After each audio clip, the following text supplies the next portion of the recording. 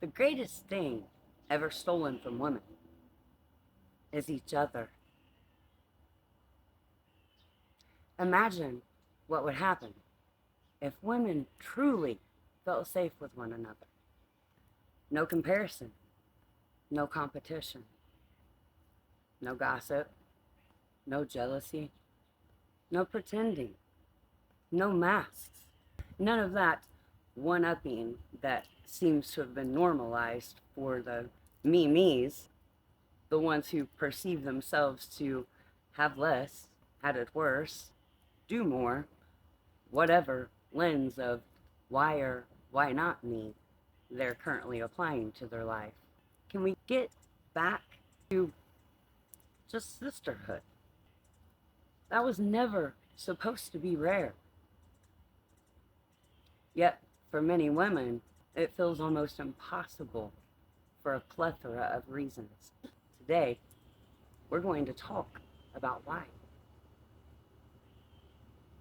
Welcome back to Activate Your Magic, where we're not becoming someone new.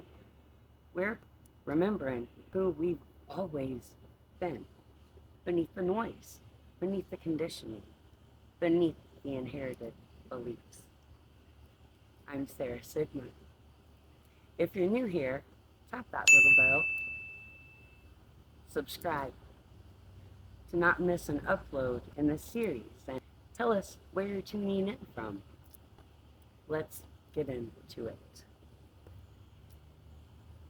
The sister wound.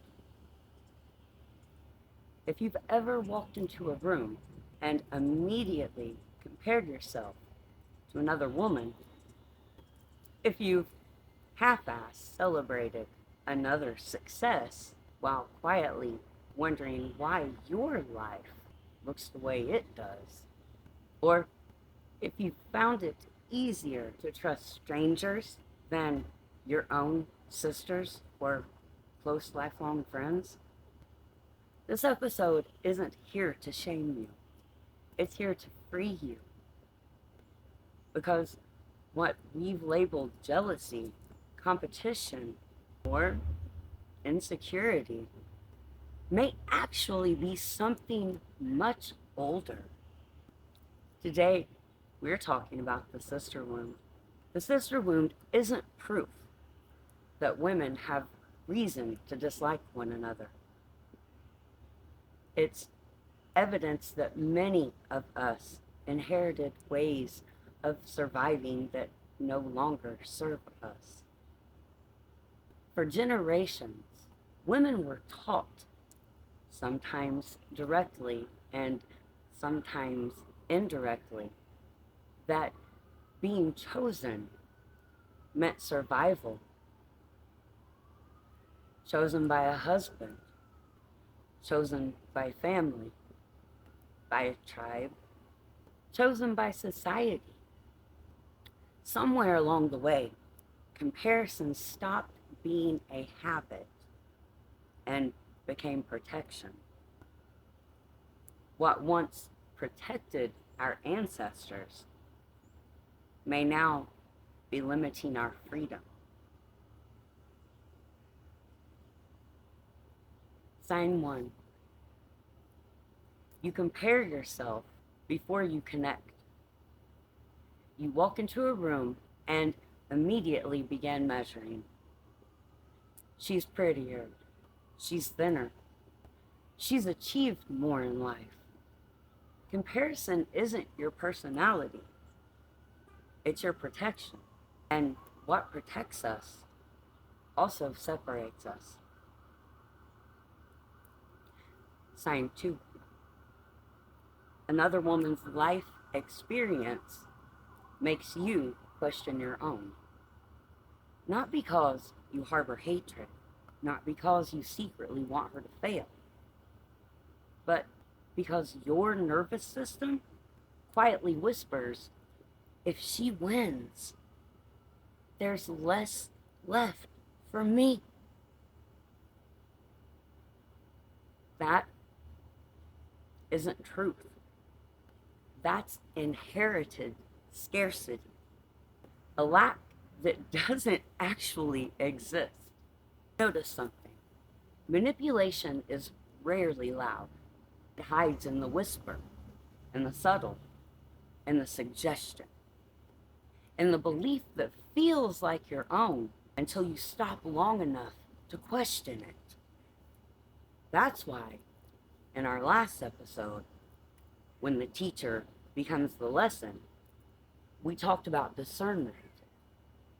Not because one teacher stumbled, but because every one of us is responsible for our own sovereignty. Truth withstands examination every single time. Truth doesn't fear questions. It doesn't hide in the shadow. It doesn't whisper. It doesn't subtly manipulate. Truth is freedom. Manipulation is restrictive. Truth expands. Manipulation contracts. Truth invites curiosity. Manipulation demands agreement. Be mindful of inherited beliefs, especially the quiet ones, because the quiet ones often become the loudest voices in our own minds. Did your mother or your grandmother walk into a room and begin commenting on another woman's appearance or her home or her achievement? Were those observations kind? Would she have said those to her face and it remain a friendly conversation?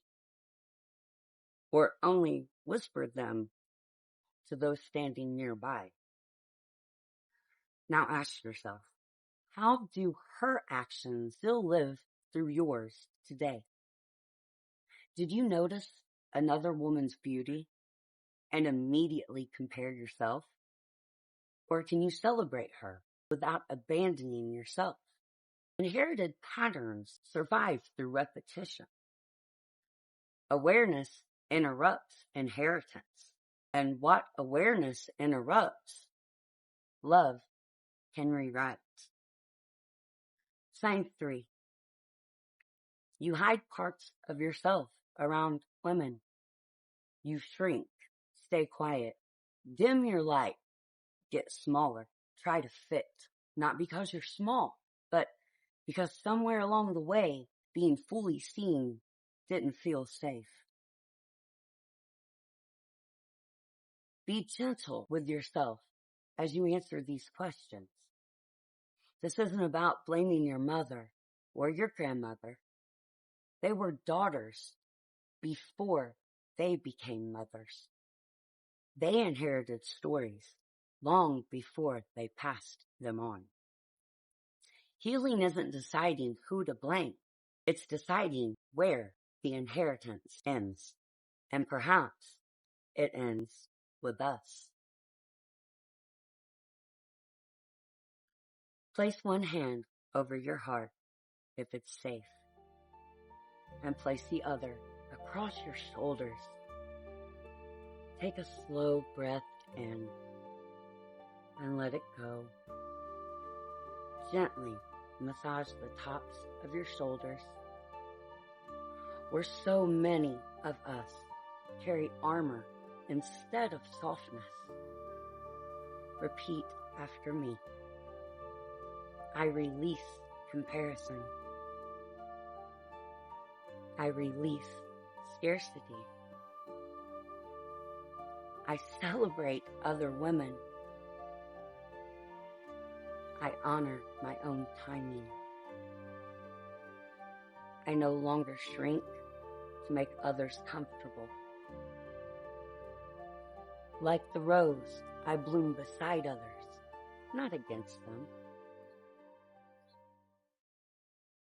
Now, look at a rose bush. We'll place one here.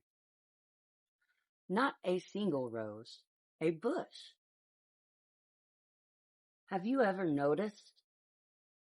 The roses don't compete. One isn't trying to bloom like another. One isn't stealing sunlight.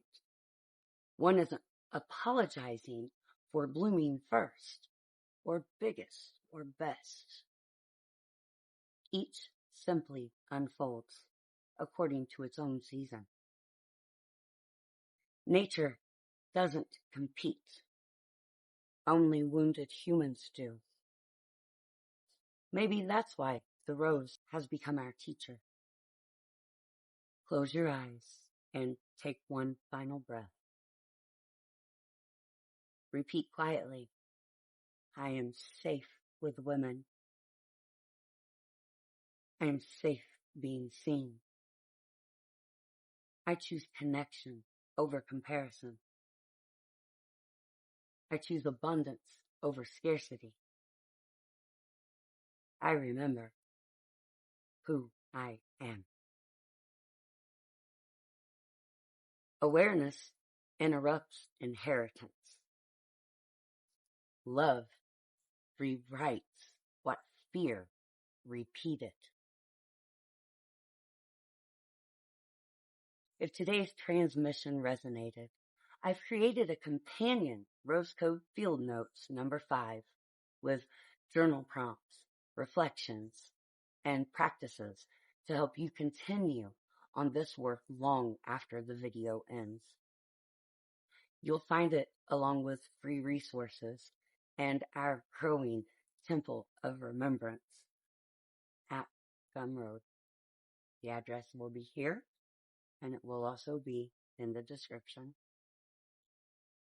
Next time, we're opening another door as we explore the lover wound, how relationships often reveal what we still believe about ourselves. Until then, I am Sarah Sigma, and this is What the Frequency, a place where remembering is sacred, healing is rebellion, and love is the frequency that never fades. Until next time, stay awake, stay gentle, stay harmonic. One love, one light, one mission. Aveo.